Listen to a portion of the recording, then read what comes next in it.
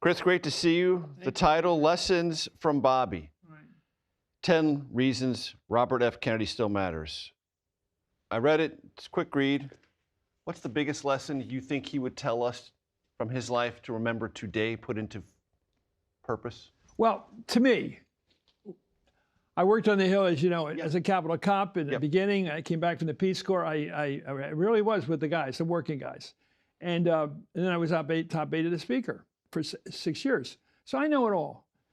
And when I saw the Capitol being busted in January of 21, I go, why is this? It's because one man had broken the rules, which is you accept defeat.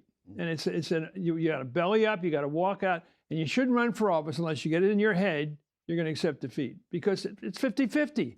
The games go either way. And I was in the Peace Corps. One thing I did respect about my country a lot was I could hitchhike around Africa, which I did, and I'd be able to say to myself, hey, look, I come from a democracy where people actually get defeated. They go back and teach at some school somewhere, and it's not the worst thing ever happened to them. And they, on television, on this medium, tell their voters they lost. That's really important. Adlai Stevenson did it back in the 50s. Nixon didn't quite do it. He met with Kennedy down in Florida. But most people, Hillary Clinton did it. I was there that day. Al Gore did it. And Al Gore did it. Best speech of his life. Yes, it was. And it was, it's a part of the ritual. And when Trump started to do the stop the steal thing, that's so third world. That's what goes on in Zimbabwe. Fairly or not, the losers claim every election's been stolen, and the winners arrest everybody when they win. What are we doing now? You know, James Comey and Letitia James. And we're going out after people that are not guilty of anything but losing an election. So Bobby's big message would be now, the biggest lesson of his life, which you talk about in the Oregon primary, is admit defeat and concede when you lost. And he did it so effectively that our old friend Pat Buchanan, I use that somewhat loosely, but our friend Pat said he was never as impressed with that guy as he was when he accepted defeat. In 68 in the Oregon primary. Which was a week before he was killed. Right. And that meant a lot. And by the way, that's what forced him into the kind of campaign he had to run in California. Very physical, where your shoes are taken off, your ties are taken off, because you have to work with the poor people and you got to get out there and get with them. And he exposed himself to the point what happened to him. In fact, Arthur Schlesinger, the great historian, said he could have told how it was going to end. The kind of campaign he was running. It's so close. It was to so exposure. open. Exposed. So much with the people in so many different places. He was exposed to so much risk. Jack Newfield said he spent his life with diplomats and wealthy people and astronauts and movie stars, and he ended up reaching for the hand of a $75 a week dishwasher, a Mexican-American dishwasher. And that's in the Ambassador Hotel in the kitchen. Where were you when that happened? I was very young. I was 6 years old. I was in Montreal with a friend of mine. He was looking for a job up there to get out of the war. And I got up at 3 o'clock in the morning, listened to radio, network radio. Right. And what did I hear? I thought I heard a replay of Dallas. I said, this is Dallas again. And I go, wait a minute. This has just happened. It was stunning. Can you deal with this conversation, Chris, and not talk about RFK Jr.? No, it'll come up. And I'll tell you what I did. First of all, I know what everybody knows, which is all the former Surgeon Generals want him to quit. I get that part, but bipartisan. When I read about what he was 14 years old when a little older than you. He was 14 years old when his dad was killed. He was at Good Samaritan Hospital, and he was crying. So it's a natural relationship. It was a human relationship, and good for him. I do remember a long time ago, remember what a great environmentalist he was. Mm-hmm. I was down in Baja, California with him on a mission to save the whales from a Japanese desalination plant. I called him after I finished the book. I got his phone number and called him up, and I said, I think he was surprised I called him, but I said, I've just written a book about your dad, and it's very positive, and I didn't mention you. And then I said, no controversy. But I know what everybody knows. I mean, we've beaten measles, we've beaten these diseases and polio. We were so lucky to beat them with good doctors and researchers. Why do you want to go backwards? We still got cancer to beat. There's so many things to beat. No matter what complexity enters a family, a father will always recognize his son. But do you think Robert F. Kennedy would have something to say to RFK Jr. about his journey in politics? No, but he might say something to Schlossberg, who's just announced Jack, the other yes. day. Now, he could give him some advice, like, don't say that Trump's going to run for a third term. Right. Because he's not. Right. It's not going to happen. And why are you even speculating like that? Right. You're out with the crazy people on the left as well as the right. Mm-hmm. And they're both goofy. The ones that think Trump will run again. All I know is he lost in 2020. He created that mob. He went to the Capitol, tore down what I believed in. But the big question is to all his people, why did he leave if he didn't lose? Why did he get up, pack up? Hey, Melania, we're getting out of here. Why did he do that if he won? Why do you think Democrats lost to Trump a second time? About 3 or 4 things. The new word, affordability. And that word But means... you have immigration in here, too. That played a I will factor. talk about it. Yeah. Immigration is fascinating. The border's been closed since January 20th. No complaints. Not one Hispanic leader. Not one of the usual people who complains about anything to do with immigrants, illegal immigrants. Complaints. Where are they? Because they know the American people wanted that border fixed. And they thought Biden didn't do it. That Biden let the thing. When I started watching on one of the networks, Chinese people pouring through the gate. Yes. How'd they get there? 60 Minutes piece. They flew to Mexico City and then they went to the border? Who wanted that to happen? And why didn't Ron Klain or one of those guys around the president say, that has to be stopped? The American people will go crazy over that. Their borders being protected. I don't even think the bishop should be talking about it. Render unto Caesar the things that are Caesar. The border is Caesar's. That's his job. I'm sorry. That's his job, the border. And I think the idea of going after people who've been here 20 or 30 years is crazy. They're paying dues. They're paying for Social Security they'll never get. They're paying taxes. They're going to church. They're doing all the right things. Leave them alone. But the guys who just get in here, go grab a bunch of them. But if common sense still makes sense, I think. Do you think Robert F. Kennedy was a ruthless romantic? I think you're combining some of the words I've written with the... I am indeed. I began to think about this when I wrote the first big book on Bobby. One of your many bestsellers. One of several. Not many, but several. Kenny O'Donnell, a tough cast. Yeah. Kenny O'Donnell did this thing with Maury Safer, in which he talked about the difference between the two guys. He knew them both. He played football with Bobby, hung out with him at Harvard and all. They were the kind of the rough guys. He said that Bob was a cold fish. That Jack could fire somebody. Look, hiring Johnson as his running mate was a classic Jack. You know, he didn't have to like him or anything, but he knew this guy's going to win him Texas and Georgia and probably Louisiana and Arkansas. Right. He's going to win him the presidency. He's going to cover the southern flank. And if he picks Scoop Jackson or Symington or one of the nice guys he likes and hangs around with, not going to win those states. Bobby had a heart. He felt he owed those guys something. They all supported him. They were the good labor guys. And he didn't like it. He spent the whole day trying to get Johnson dumped. But the idea that Bobby was also the guy with a heart, that's what Kenny argued.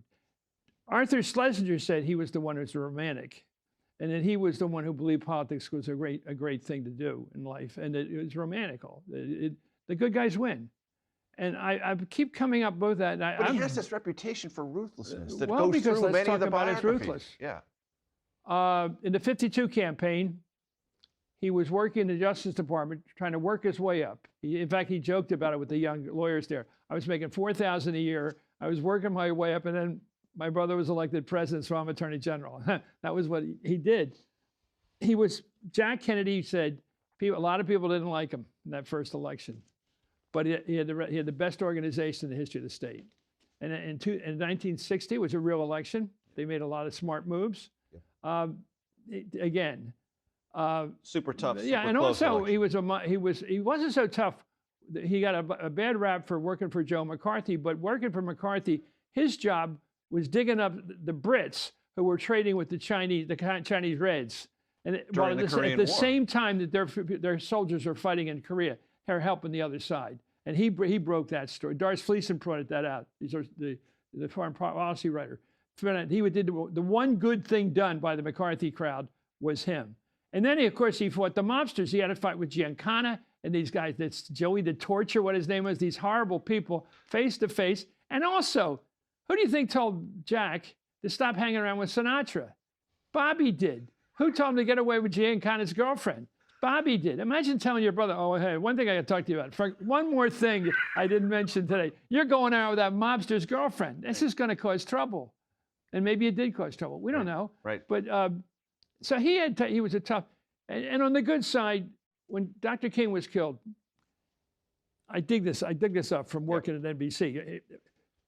He's going into a crowd. There's no social media then. There's no cell phones. No. You had to wait for the news to come on. The cops leave him at the neighborhood as he enters the neighborhood. Gary, Indiana? No, this is in Indianapolis. Indianapolis. And there's a neighborhood called Brooklyn, tough neighborhood. He's going in there that night. John Lewis had set it up. It's an African-American event. And he's flying it, and he's got to decide whether to go in or not. Lewis said, you got to go in. And Bobby said, I'm going in. So he's going in without any police protection, no shotgun guard, nothing. He's going in alone. He goes up, stands on a truck, and when he's standing on the truck, he talks into his mic and says, do they know yet? That was on the mic. You can hear it. And they go, they don't know yet. You got to tell them. You got to tell them. So he had to tell them that a white guy has killed the greatest hero of their times. And he did it. I mean, there's something about that, is that social confidence, is that moral confidence that allows you to tell the worst news in the world to people face to face. So he did it, and he talked about a member of my family was killed by, and this is the odd part, even at the time I go, a member of my family was killed by a white guy. Well, what's that got to do with it? He's a white guy. It's not a race issue. It's not a tribal thing. But it was his way, I guess, of trying to identify with the suffering. That he had to say, look, I know what it means when you imagine me losing my brother. I had spent my whole life working for him. I wanted him to live forever. I don't understand that he's not around. Remember that scene in the Lincoln bedroom? He went into the Lincoln bedroom the night his brother was killed. Yeah. And Chuck Spaulding, best friend of his brother's, listened outside. He was praying and crying. Yeah. God, why are you doing this? Mm-hmm. Everything was going well. Why'd you do this? So Jackie helped him get through with the Greek poetry. I don't know if it would work for me or you, but it worked for him. And the poetry and Aeschylus, which is still means something to me. It's on the graveside, that poem, and about how you get misery and sleeplessness gives you wisdom, which is amazing understanding. You talk about one of the lessons, raise a lamp. Hang a lantern on your problem, which is his slogan for, if you got a problem, let it out. And like I said— No one does that in politics now. No, like I said, his understanding of how he developed on race, it means that he's a guy of his times. He wasn't a born goo-goo or a good guy on race. He was tribal like a lot of people, and his top guy, John Siegenthaler, had his head bashed in. He got to know people like James Baldwin and all those people, and they introduced him to a young guy who was a freedom rider. And the young African-American said, if they come to me to pull me into the army, to draft me, I'll pull a gun on them. And Bobby couldn't believe that. He said, how can you be so unpatriotic? And then it worked on him for a while, and he said, you know, if I were that kid, I'd be thinking like that. And that's when Dr. King said, it's John Lewis said, that's work, this guy's developing. And Harry Belafonte said the same thing. His soul was finally stirred. It took him a while, the experience of, and the rabid look of the Southerners. You know, if you look at the SEC today, it's an integrated set of schools. They're all integrated. They're backfield, everybody, but academically, of course. And all those schools have integrated quite well. Yes. And because they want to win games. Not then. Not then. And that fact that James Baldwin, James Meredith, he applied properly. He went through all the applications. He was in the military, did everything right, and then he finally ended up writing the Justice Department to Bobby and said, will you please deliver me my civil rights? And he used those phrases, help me with my civil rights. And Bobby did that because the Supreme Court said he had to do that. Like the Supreme Court said no more discrimination on interstate buses. And it did the same thing with George Wallace. So Bobby was always carrying out court orders. Right. Whereas this president is now giving orders to his attorney general. There's a big difference about that. This is partisan for me, but I'll say it. When Pam Bondi gets her orders from the president on indictments, that's a problem. There's a past his prologue part in this book on page 33 talking about Cesar Chavez and farm workers and a sheriff who was loyal to the farm owners arrested people because they were ready to violate the law. He wanted them to teach them the Constitution. In the National Guard deployments that are going on right now, one of the justifications this administration puts forward and has put forward in court papers is the possibility of protest or violence. It's almost the exact same thing. Yeah, it is. It's a predilection to be to operate against the law.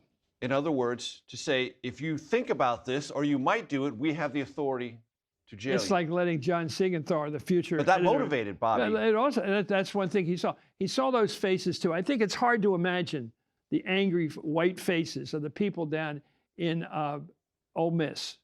They're just college kids today, but their grandparents, what they did was they hated James Meredith for daring to, the governor of the state, the elected governor, elected by whites, said that boy is not going to Ole Miss, using the word boy. And it was what he came up against.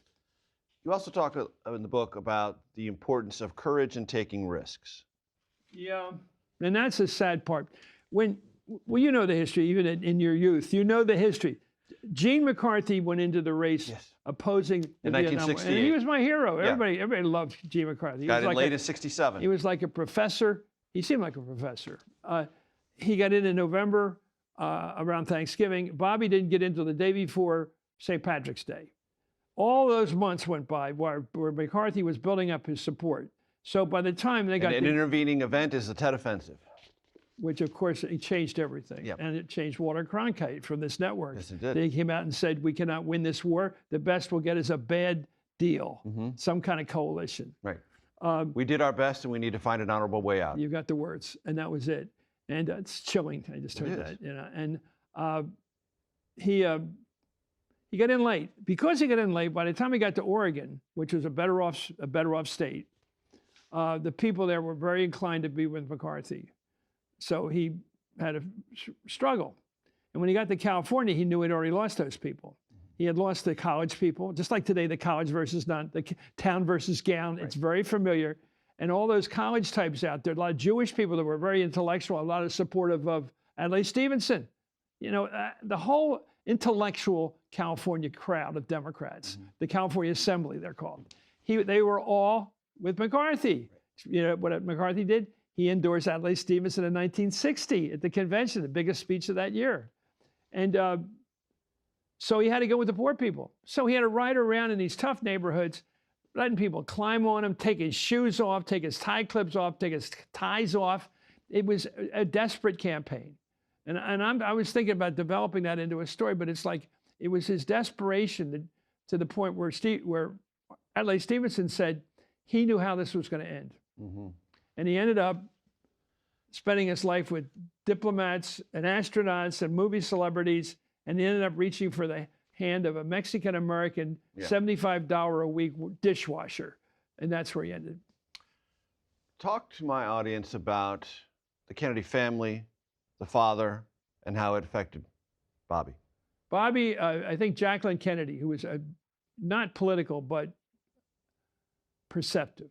She said Bobby was the one least like his father. So the father was brutal, not a nice guy, I don't think.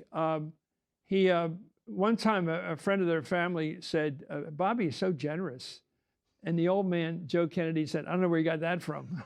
I mean, he dismissed. Certainly not from me. Yeah, and he dismissed any niceness. Called him a runt to his face. The runt of the litter. And he wasn't as good looking as his brothers, wasn't as tall as his brothers, three of them, including Ted. And then having your father dump on you, and by the way, you're the runt. I mean, I don't know. But you know what? He ended up being able to talk to his father. That's one thing that Jack couldn't do. Jack, I know how to do this. My father, I know how to do. You get out of the room. I don't have to talk. We don't fight. We don't argue. I'm not nestling up to you. But Jack did that. He was a reader, a thinker, an intellectual in many ways.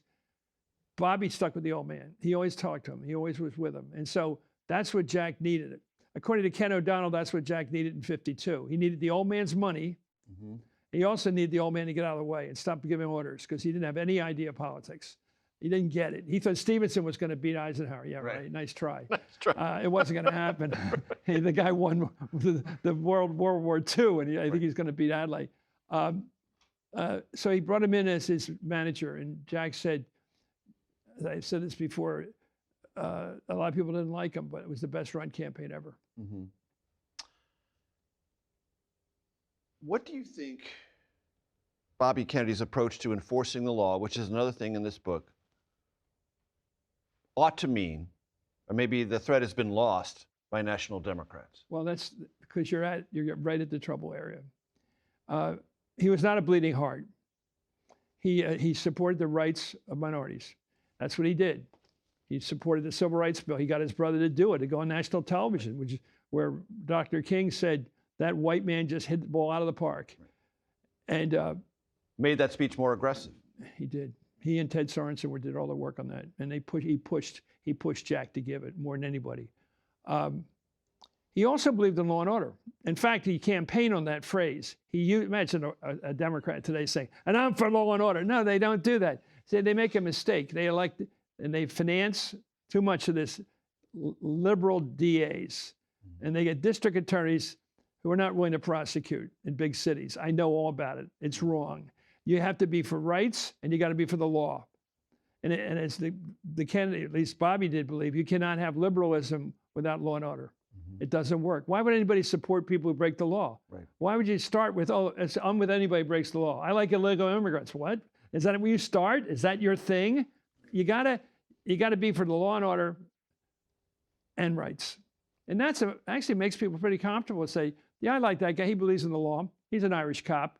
He's for enforcing the law. I like that guy. And I don't think he's some, bleeding heart that's going to let people off. They go into CBS's and take everything they can reach that's not locked up.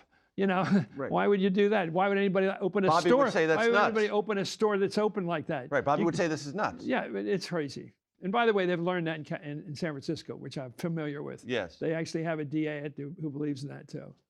When I first got to Washington in the 90s, back before you texted people or did cell phone conversations, you went to their office to meet them and learn from them. That's what I tell people about getting a job, by the way. Yeah. You knock on the door, go to the office, meet the receptionist, get your name in there, and try to get a meeting. Right. Go to the office. So I went to a lot of offices, and lots of Democrats in this town had posters of Bobby. Not Jack, some of FDR, but if I could remember one poster or portrait I saw more commonly than others, it was Bobby. I think it was age. I think Jack was killed in '63, and Bobby was around until '68. There's a lot of years there. There's almost a generation. I noticed that. I noticed it today. I think when I talk to people about the book, I think they're familiar with him. There's and JFK. Also, he was part of the elegant tribute to his brother. Mm-hmm. And he gave that speech in Atlantic City. Remember about the garish sun? Mm-hmm. A direct shot at Lyndon Johnson. He talked about the stars being beautiful and they were cut out for the night, and people paid no attention to the garish sun. That was a Jackie line. I think giving the speech in South Africa, mm-hmm. Giving the speech for Martin Luther King the night he died, having Teddy pay tribute to him later on. I think there's something else. There's a rhetorical legacy he leaves. There's no question about there's something else. Again, back to Schlesinger, he said, the historian, he said, people felt they had to protect Bobby. They never felt Jack needed protection. Really? Jack seemed tough. He said, war hero. I mean, when you go into politics with the record of having carried a man with a bad back, with your bad back, on your back for 4 hours through Japanese waters. That's a memory. The guy can remember his breathing. Mm-hmm. And the wife wrote him and said, it was just a job to you, Jack, or Lieutenant, but it was my husband. Mm-hmm. Real thing, Yeah. the real thing. And I think when he was like that, he seemed impermeable to trouble. But not. But he had a lot of trouble. Right. And, A lot of trouble. and Bobby did a lot of things to get him away from trouble, like Sinatra and some of the mob connections that he shouldn't have been involved with.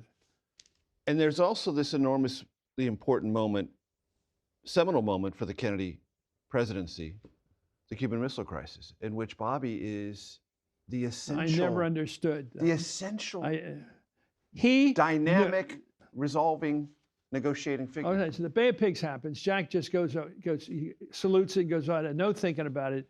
Never occurred to him to make it clear, I will definitely not bring American troops in. I will not go into that war. If it goes to bed the wrong way, it's going to happen that way. I'm not going in. He didn't make that clear enough to Allen Dulles and the rest of them. At least that's not what I think. He didn't make it clear. Damn it, you're not going to get me. You're not going to trick me into this war. I know what you're up to. You're not going to trick me into this thing.